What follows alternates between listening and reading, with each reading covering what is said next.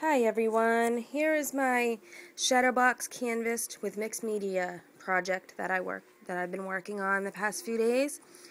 I got the idea from Roxy Fur on her YouTube video, and it looked really fun and awesome, so I decided to make some.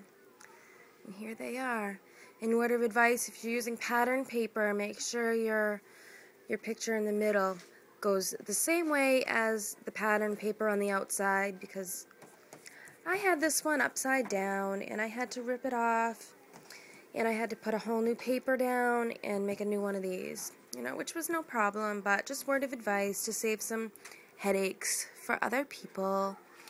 Now I started with an 11 by 14 canvas and I used the gel medium to adhere the paper down, and the reason I use gel medium is because that's what Roxy Fur used, and I've never used gel medium before, but I'll tell you what, I love it. It's my new favorite glue. Yep, I have regular semi-gloss and I have heavy, and it's glossy, and they both work really good, but when I really wanted something to hold really good, I used the heavy gel. Like when I needed to adhere the flowers down, I used the heavy. Now, I used 3 sheets of 12 by 12 pattern paper because the frame is longer than the paper, so I had to cut 1 sheet to finish the rest of the frame on both of them.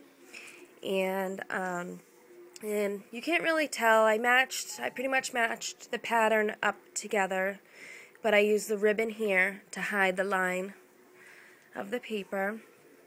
That right there, those are the ribbon that I used to hide it. I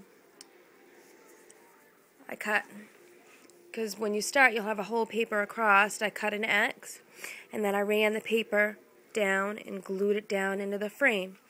And in the corners it was kind of empty in the corners, so I just took some gel and some extra pattern paper and I just shoved it in there and glued it really good, and it worked really good. And I cut 2 each of the images on the inside using the French Manor cartridge, the Circle exclusive cartridge. I cut 2 of them just to make them a little bit thicker than the regular cardstock. I used the ribbon to go across here, and I used glossy accents to go around the outside of the frame. And for this I used the Extreme Glitter Folk Art Hologram acrylic paint. And where did my glossy accents? Right here. Glossy accents for the glossy accent around the frame. And I use glossy accents here and here just to give it a little shine. Let me see if I can. Look at that. Isn't that beautiful? And I also use glossy accents on the leaves and the flowers to make them look a little bit wet. And for the leaves, I was going to use paper, and instead I was playing with Play-Doh with my kids, and I decided to use clay. So I used polymer clay, cut them out with my leaf, which also embosses it. I cooked it, and I inked it green, then I inked it brown around the edges, and I think they look fantastic. And I will definitely use that again. That idea. This is a hat pin. I just stuck it through one of these roses. I adhered an iRock gem to the center of it. I just needed a little extra something. And there's the iRock and my gems. And some of the inks I used. I used Colourbox Cat's Eye. I think that's what those are. And Versa Magic and Studio G. I use Makeup Wedge and a dauber thingy pad. And here's some of the ribbons that I used on it. I got these at Michael's. Absolutely beautiful. I've got all my stuff written down. I'm trying not to miss anything.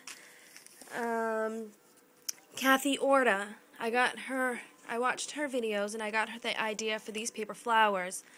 You just use a regular flower cut from your Cricut, and then you just fold them and glue them in a certain way. You can look up Kathy Orna. She does a really good tutorial on the paper flowers. And I inked them, and I sprayed some of my homemade glimmer mist right here. I use hairspray and some acrylic paint and perfect pearls. And that's the color. Pinky. But it just gives it a nice touch. Let me see. Oh, the edge of the frame. It was a little bit darker pink, but I just wanted a little muted color, so I watered down some of the metallic white acrylic paint, and I just gave it kind of a whitewash look. And then after that dried, which dries very quickly, I took some ink and I inked around to give it kind of a shabby chic look to it. I used ribbon as a hanger. I just adhered it to the back using the gel medium, and pretty much have beaten it up, and it hasn't fallen off. Nothing has fallen off, so the gel medium passes in my book.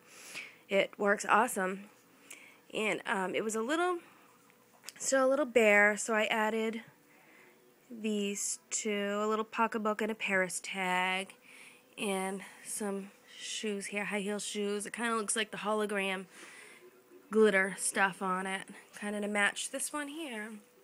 But then I have the fashionista tag that went with that collection, and this is kind of like a paper ribbon thingy that I found in my junk, so I used that, and it looks fabulous. So now I bought this chain here to do my jewelry making that I just started doing recently.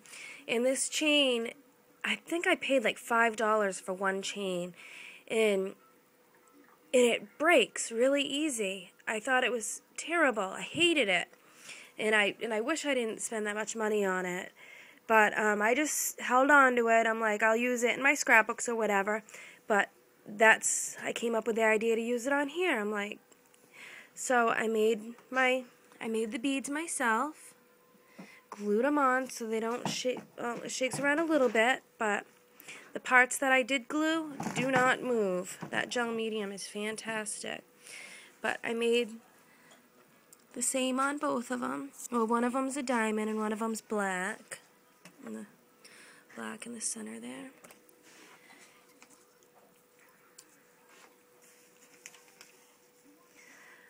And I think that's pretty much it. If you have any questions, please let me know. And I love this project, and I'm so glad for the inspiration from others, and I hope I've inspired you to go out there and get crafty as well. So, with that being said, I hope everybody has a good day. Bye.